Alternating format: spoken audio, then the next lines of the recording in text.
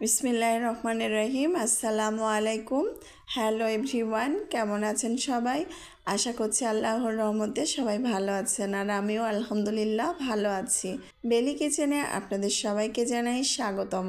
আজকে আমি তৈরি করে দেখাবো খেজুর গুড়ের পায়েস বা ক্ষীর। তো এই ক্ষীর পায়েস যেটাই বলেন না কেন, শীত বলে কথা। শীত এসে গেছে, ঠান্ডা ঠান্ডা ভাব, আর এই শীতে এই ক্ষীর বানিয়ে সকালে খেলে খুবই মজার লাগে। মুড়ি দিয়ে খেতে তো ভীষণ মজার। ঘরে থাকা উপকরণ দিয়ে আমি আজকের এই রেসিপিটি তৈরি করে দেখাবো। তো চলুন এই সহজ রেসিপিটি দেখে নেওয়া যাক। প্রথমে আমি পায়েসটি বানানোর জন্য এখানে নিয়ে নিয়েছি 2 কেজি লিকুইড দুধ, আর দুধটাকে আমি ভালো করে জাল দিয়ে নিচ্ছি। দুধের ভিতরে দিয়ে দিচ্ছি 3টা এলাচ আর 2-3 টুকরো দারুচিনি। এটা ফ্লেভারের জন্য, ফ্লেভারটা অনেক ভালো আসবে। তো দিয়ে আমি একটু নেড়েচেড়ে নেব, এক বলক দিয়ে নেব দুধটাকে। এরপর আমি চাউল নিয়ে নেব। আমি আজকে 2 ধরনের চাল দিয়ে পায়েসটি রান্না করে দেখাবো।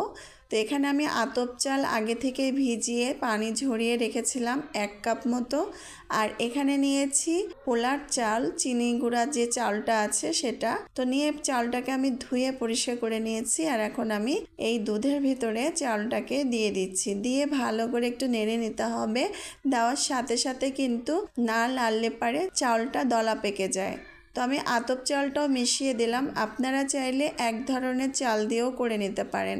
আতপ চালটা দিয়েও পায়েসটা তৈরি করা যায়, আবার পোলার চালের পায়েসটা দিলে আরও বেশি ভালো হয়। তো আমি দুটো মিক্সড করেই রান্না করছি, দুটোই আমার কাছে দিলে বেশি মজা লাগে। তো এই তো দিয়ে সাথে সাথে একটু নেড়ে চেড়ে নেব যাতে দলা না পেকে যায়। আর এখানে একটু লবণ অ্যাড করে দিলাম যাতে এর ব্যালেন্সটা ঠিক থাকে মিষ্টিটা। অনেকে লবণ খান না, সেক্ষেত্রে না দিলেও চলবে। তো আমি একটু নেড়ে চেড়ে নেব, কারণ হচ্ছে চাল দেওয়ার পরপরই কিন্তু অনেক সময় দেখা যায় দলা পেকে যায়, তলায় লেগে যায়। তো আমি একটু সাথে সাথে নাড়াচাড়া করে নিয়ে একটু ঢেকে দেব সিদ্ধ হওয়ার জন্য। চুলার আঁচটা লো টু মিডিয়াম আঁচে রেখে দেব। আর দেওয়ার পরে এই যে দেখুন, ঢাকনা খুলে দেখুন ভাতটা একদম ফুটে গিয়েছে আর একটু ঘন হয়ে এসেছে। এই পর্যায়ে এসে কিন্তু আমি খেজুরের গুড় জাল করে রেখেছিলাম, সেই গুড়টা দিয়ে দিলাম। দিয়ে এখন এটা ভালো করে মিশিয়ে নেব ভাতটার সাথে। এখানে একটু ডাল ঘুটনি আমি ব্যবহার করেছি, একটু ঘুটে দিলে বেশি ভালো হয়, আরও মিহি হয় পায়েসটা। তো দেখুন এর ঘনত্বটা কত সুন্দর হয়েছে। এখন আমি এখানে দিয়ে দেব ফ্রেশ নারকেল কোড়া 1/2 কাপ, দিয়ে একটু নেড়ে চেড়ে নেব।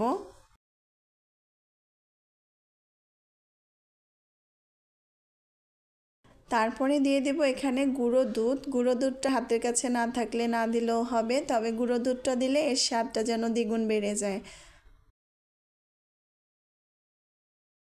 তো দেখুন ঘনত্বটা কিন্তু এরকম এসেছে, আর এটার এত সুন্দর একটা মোমো ঘিরান আসছে, পুরো বাড়ি ঘিরানে ভরে গিয়েছে জানেন। আর এই যে এখন হয়ে গেছে, আর আমি এখন বাটিতে বেড়ে নিয়েছি। নেওয়ার পরে এখানে আমি একটু কাজু বাদাম, পেস্তা বাদাম, কাঠবাদাম, কিশমিশ এগুলো দিয়ে একটু ডেকোরেশন করে নিচ্ছি, যাতে এটা দেখতে আরও আকর্ষণীয় লাগে। আর এটা খেতে অসম্ভব মজা ছিল, বিশ্বাস করুন এটা খুবই মজা ছিল এই পায়েসটি। পায়েস বলেন বা ক্ষীর বলেন, শীতের সকালে এই পায়েসটি থাকলে আর কিচ্ছু লাগবে না, মুড়ি দিয়ে সকালে খেয়ে নিতে পারবেন। কি বলবো, খুবই। আর শীত বলে কথা, শীতে তো এরকম আয়োজন থাকতেই হবে ঘরে ঘরে। তো যাই হোক, আজকে এই পর্যন্তই। আমার রেসিপিটি আপনাদের ভালো লাগলে পাশে থাকার অনুরোধ রইল। তো সবাই ভালো থাকবেন। আসসালামু আলাইকুম, আল্লাহ হাফেজ।